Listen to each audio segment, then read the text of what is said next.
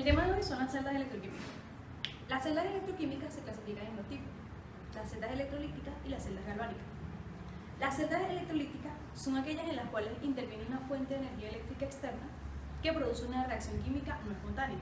Y la celda galvánica es aquella en la cual una reacción química espontánea produce una fuente de energía eléctrica. Ahora vamos a hablar acerca de los constituyentes de una celda electroquímica.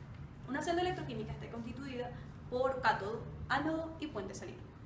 El cátodo se define como el electrodo donde se produce una reacción de reducción. El cátodo en sí está constituido por una carga negativa y a él pueden migrar iones de carga positiva. Y el ánodo es el electrodo donde se produce una reacción de oxidación.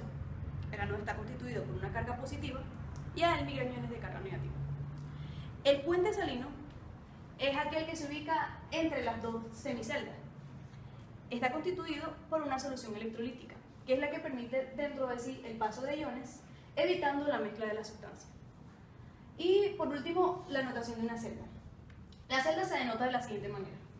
Del lado izquierdo se produce la reacción de oxidación, es decir, el ánodo. Y del lado derecho se produce la reacción de reducción, es decir, el cátodo. Las líneas verticales son las que constituyen el límite del cambio de fase, es decir, son las que separan la fase sólida de la fase acuosa. Y las dos líneas verticales del medio representan en sí al puente salino. Por último, vamos a hablar acerca de lo que es potencial estándar y potencial real. Pero para dar estas definiciones es necesario conocer lo que es la fuerza electromotriz. La fuerza electromotriz es una característica de cada generador eléctrico y se define como el trabajo realizado para pasar la unidad de carga positiva de un polo negativo a un polo positivo en la parte interna del generador. Dicho esto, podemos definir lo que es potencial estándar. El potencial estándar es la fuerza electromotriz que opera dentro de una celda en condiciones estándar, es decir, con una concentración de soluto de 1 molar, con una temperatura de 25 grados centígrados y con una presión de 1 atmósfera. Y el potencial real no es más que aquel que no cumple con las condiciones estándar, es decir, puede ser de distinta temperatura, puede ser a distinta presión y puede ser a distinta concentración.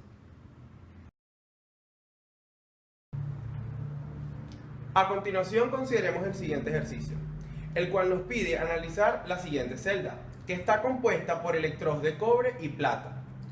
El ejercicio requiere A. Expresar la reacción balanceada de la celda. B. Determinar el potencial de la celda en condiciones estándar. C. Explicar si es una celda galvánica o electrolítica. D. Determinar el potencial real de la celda. E. Hacer la representación gráfica de la celda e indicar los elementos químicos presentes en cada parte. Debe identificar el ánodo y cátodo. A continuación resolveremos el ejercicio. Para ello tenemos los siguientes datos. Debido a la forma de escribir una celda, el ánodo siempre se encuentra del lado izquierdo. En nuestro caso, el ánodo vendría a ser el cobre, lo que hace a la plata el cátodo. El potencial estándar de cobre es 0,34 voltios y el potencial estándar de la plata es 0,80 voltios. Resolveremos la primera parte del ejercicio, que es la parte A. En la parte A se nos pide expresar la ecuación balanceada de la celda. Para poder realizar la ecuación balanceada, debemos identificar cuál es el elemento que se oxida y cuál es el elemento que se reduce. En una celda, el elemento que se oxida es siempre el que está en el ánodo y el elemento que se reduce es el que está en el cátodo. En este caso, el cobre vendría a ser el elemento que se oxida debido a que está en el ánodo. La semireacción de oxidación es la siguiente. Cobre produce cobre iónico a 2 electrones. Y la semireacción de la plata vendría a ser ion plata más un electrón produce plata.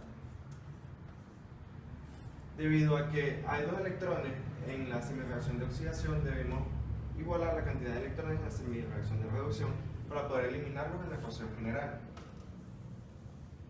Para poder hacer esto, multiplicamos por 2 la ecuación de la semireacción de reducción y sumamos las ecuaciones. Esto nos da 2 iones plata más 2 electrones más cobre produce cobre 2 más 2 plata más 2 electrones. Los electrones del lado de los reactivos se pueden eliminar con los electrones del lado de los productos. y se obtiene que la ecuación balanceada es 2 iones plata más cobre produce cobre 2 más plata. Para la parte B determinaremos el potencial estándar de la celda. Debemos recordar que la fórmula de potencial estándar es la siguiente.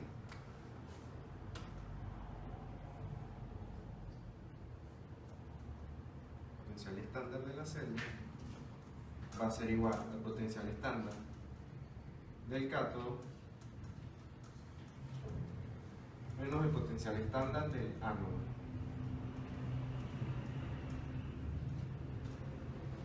En nuestro caso, sustituyendo el ánodo y el cátodo, tenemos que el potencial estándar de la plata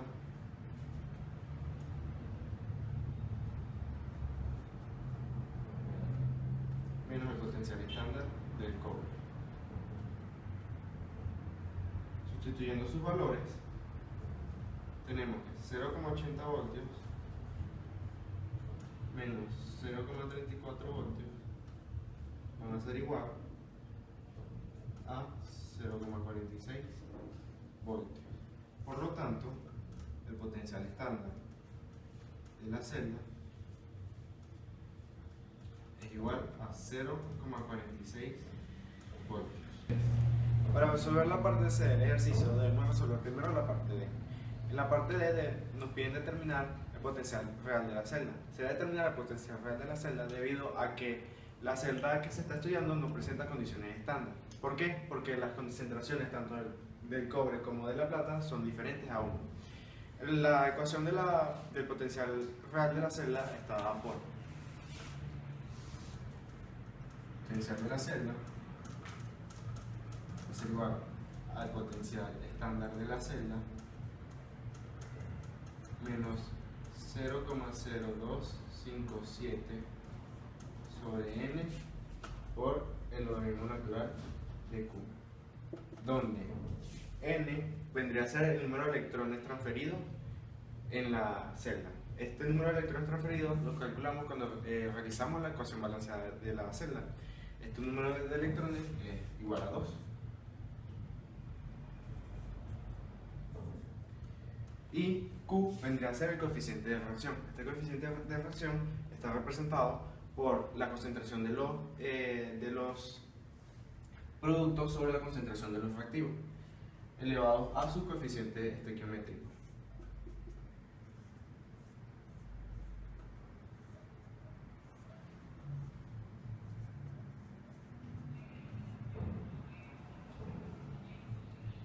Sustituyendo estos valores, tenemos que el potencial real de la celda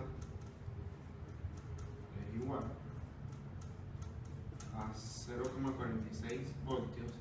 Este 0,46 voltios debemos recordar que lo calculamos en la parte B. Por lo tanto, el potencial estándar de la celda